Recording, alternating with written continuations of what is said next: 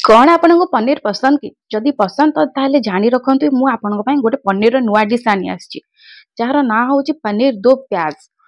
तो hi friend welcome केमती अछंती आपण मैं आशा करूँ बहुत भल भाव थे। तो आज सिक्रेट फूडी चैनल आपण अच्छी पनीर दो प्याज। तो चलतु बिना डेरी करी आमे आरंभ करिया पनीर दो प्याज। तो देखो फ्रेंड प्रथमे मुझे पनीर को काटी नहीं भाव में पीसेस आपको काटिदेवार अच्छे जब आप छोट चाहते तो छोट पीस करेंगे जदि आप बड़ चाहते तो बड़ पीस करेंगे। देखो फ्रेंड प्रथम आम ये नहीं लुण स्वाद अनुसार लुण ने बेसी लुण ने टिके हल्दी पाउडर पकईदे टिके लंका गुंड पाउडर पकईदबा। देखो फ्रेंड लंका गुंड स्वाद अनुसार ही ने कहीं बेसी राग हो जाए तो छोट छुआ मान असुविधा हुए। एवं देखो आम टे दही नहीं जाइए दही ये मुझे कम से कम 3 ରୁ 4 छोट चामच रे आ बड़ चामच रे 2 चामच आप धरी ने। तो ये देखो या कौन करा सब आम मिक्स करदे। फ्रेंड जब आप अधिक कर तो अधिक क्वांटिटी करेंगे जब आप कम कर तो आप कम क्वांटिटी करेंगे। तो मुझे मीडियम क्वांटिटी करमती कि 3 ରୁ 4 जन आराम से खाई पारे। तो से भाव में क्वांटिटी मुझे करुँची। तो ये देख बहुत बढ़िया भाव मसला सहित मिसई जाए जमी दही आमर पूरा मसला सहित मिसीज यही भाव गोटे बढ़िया कलरटे आसो।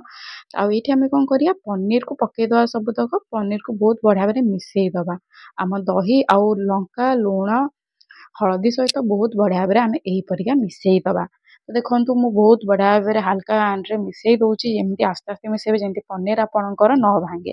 तो देखो फ्रेंड एवं आम पनीर को मिसई देचे जब आप चाहिए 5 मिनट रखिपारे कि जब आप पाखे टाइम ना तो इनस्टांट आप गोटे पैन रे तेल पकईकी पनीर को सब गोटे गोटे करके यहीपरि भाव में पकईदेवे। देखो जदि रखिए आप 5-10 मिनट ताहले टिके तार ग्रेवीटा आम पनीर सहित मिसीज तार भी टेस्ट अलग लगे एमती भी कले टेस्ट आसी थाए। जदि आप टाइम अच्छी तो रखु ना ना एमती भी चलो। देखो फ्रेंड एमती मुझे करदेकी पूरा मो पैन रे यहीपरि भाव में पकई देजी। तो ये देखो या कम से कम सीझा को टिके जस्ट पानी बाहरी पड़ो आम ये बंद करदे। तो ये देखिले पानी पूरा बाहरी पड़ुचे या आम कौन करा अलट पलट करदे टे एपट एपट करदे।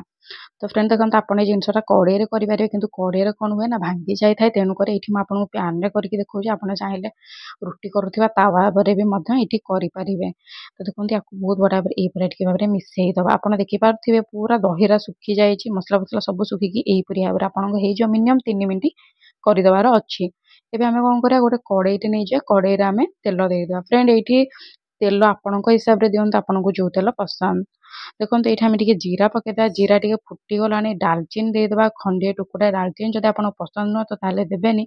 ये देदेवा आमर गुजुराती आ गोटे तेजपत्र।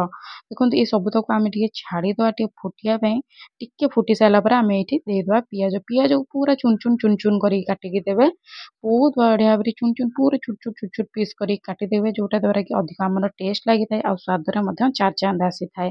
तो यही भाव में आपको काटिदेवार अच्छी टिके आपको जस्ट गोल्डन ब्राउन है अदा रसुण पेस्ट आपड़ ये पकईदेवे। देखो ये अदा रसुण पेस्ट मुझे नहीं जाए कम से कम 2 चामच बड़ चामच 2 चामच नहीं जाइए। आईटी मुझे गोटे टमाटो को काटिकी ग्राइंड कर पानी देकी गोटे बड़ टमाटो काटिकी हाफ कप पानी देकी ग्राइंड कर मुझे मिसई देती टिके स्वाद अनुसार लुण दबा हल्दी दबा। तो देखिकी देवे लुण कहीं आम प्रथम देते पनीर तेणुक देखिकी देवे। एना देखो टिके मुझे लंका गुंड देदेची आउ टिके ये जीरा धनिया पाउडर। जीरा धनिया पाउडर ऑप्शनल अच्छी जब आप अवेलेबल अच्छी एंड आपको पसंद तो आप पकातु जब आपको पसंद न अवेलेबल ना तो न पकड़े चलो। तो घाटी देकी आम ये घोड़ेदा मिनिमम के टाइम घोड़ा जी टाइम आम मसलाटा टे बहुत बढ़िया भाव सीझीज आमर टमाटो को पेस्टा भी सीझीज से पर्यटन आम ये घोड़ेबा।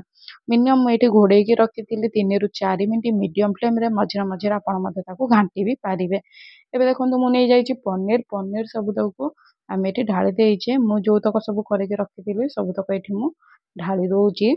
देखिए यही भाव में आस्ते आस्ते ढालिए जमी आपंकर पनीर न भांगी जाए।